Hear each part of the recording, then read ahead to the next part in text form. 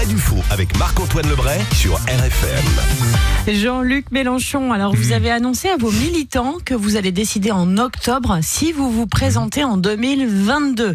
Mais on imagine quand même que ce sera le cas, non ? Ah ouais, tu imagines des trucs, toi. Bah oui. Elle imagine.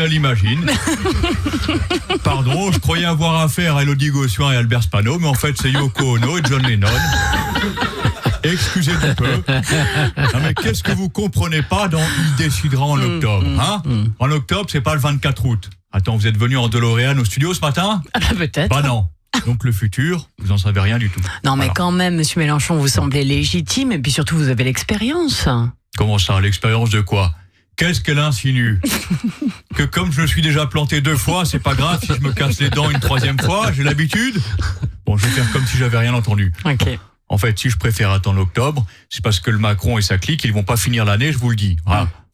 Bah, la rentrée sociale, avec ce qu'on lui prépare, on va être débarrassé de la République en marche avant le coronavirus, c'est sûr. Donc fin septembre, il démissionne. Octobre, je me présente. Et novembre, je suis président. Oh bah, Voilà, ok, messieurs, joli planning. Merci monsieur Mélenchon. Sinon, autre domaine, on va parler d'Annelle Guimby, candidate à l'élection de Miss Guadeloupe 2020, qui a été écartée du concours pour avoir posé seins nus dans... Dans quoi ? Dans Entrevue, dans Playboy, dans Minou Magazine ? Oh là là là là. Pardon, Miss France, c'est un concours de prestige, hein, c'est pas un casting pour Jacques et Michel. Hein. J'ai pas travaillé des années pour hisser cette élection au top de l'élégance à la française pour que ça finisse comme un concours de Miss T-shirt mouillé au camping de la Moule Salée à la Grande Motte. Hein. Alors, quel magazine coquin, ma petite ? Allez-y, qu'on rigole, tu es ton magazine ?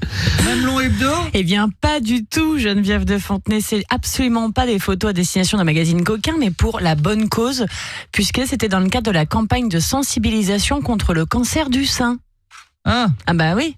Rien à c'est voir. vrai que là, je me sens un peu con-con. Bah ouais. Et en plus, Geneviève de Fontenay, il faut savoir qu'Annelle pose avec le corps entièrement maquillé. On ne voit aucun téton, on ne voit rien du tout. Oh, ça va, n'en rajoutez pas. Hein. C'est pas en plus, c'est pas une excuse. Ça, genre, il suffit de se badigeonner d'un peu de peinture et on peut faire ce qu'on veut, c'est ça ? Un petit tour chez Casto et hop, les Miss peuvent se balader à Walpé. Mais bon, après vous me dites que c'était pour la bonne cause. Donc c'est vrai que ça laisse à réfléchir, mais quand même. Ah oui, faut que la pub elle donne envie de pas attraper le cancer du sein plutôt que de donner envie d'attraper une Miss. Oh, merci Geneviève. Sinon, Koh-Lanta fait face à une polémique également, puisque cette année, il n'y a pas 2, mais 4 équipes. Et elles vont représenter les régions de France, le Nord, le Sud, l'Est et l'Ouest. Il y a un petit souci quand même dans tout ça, c'est qu'il n'y a pas de candidat breton à l'Ouest. Alors, on va rejoindre tout de suite Denis Brognard qui va nous expliquer tout ça. Amis aventuriers, bonjour, Élodie Albert. Bonjour. L'attention est à son comble sur l'île des querelles de Gros Bolos. Ah oui, elle est à son comble l'attention parce que les gens, ils me fatiguent avec leurs polémiques stériles. Ok, il n'y a pas de Bretons. Et alors ? En plus, pardon, mais vous savez ce qu'on dit ? Les Bretons, c'est comme les antibiotiques. Ah oui, on connaît la musique, genre c'est pas automatique. Non, c'est comme les antibiotiques, ça pose un problème avec l'alcool.